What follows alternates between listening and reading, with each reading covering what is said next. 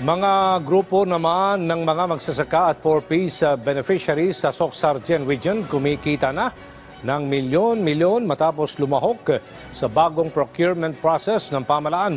Ang sentro ng balita mula kay Riza Grace Lavapis ng PIA Soc Sargen.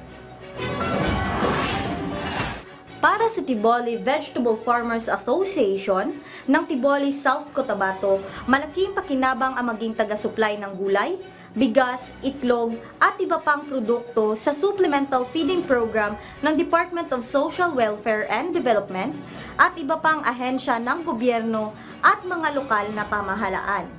Ito ay sa pamamagitan ng Negotiated Procurement Community Participation o NPCP, kung saan pinapayagan ang mga kwalipikadong grupo ng mga magsasaka na benepisyaryo ng Pantawid Pamilyang Pilipino Program at iba pang community-based organization na direktang makilahok sa bidding process ng mga tanggapan ng gobyerno.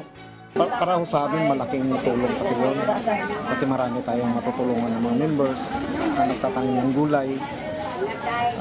So far, yung mga member namin happy. Kasi malaking tulong sa kanila, sa kabuhayan nila.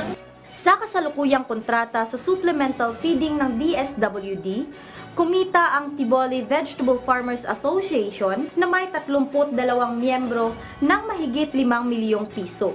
Isa lang ang grupo sa 13 CBO na kamakailan ay nabigyan ng kontrata sa gobyerno sa paggabay ng Enhanced Partnership Against Hunger and Poverty o EPAP.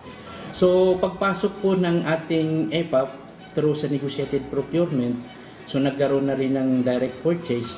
So medyo napaangat po yung presyo ng kanilang mga produkto kasi direct purchase na nga.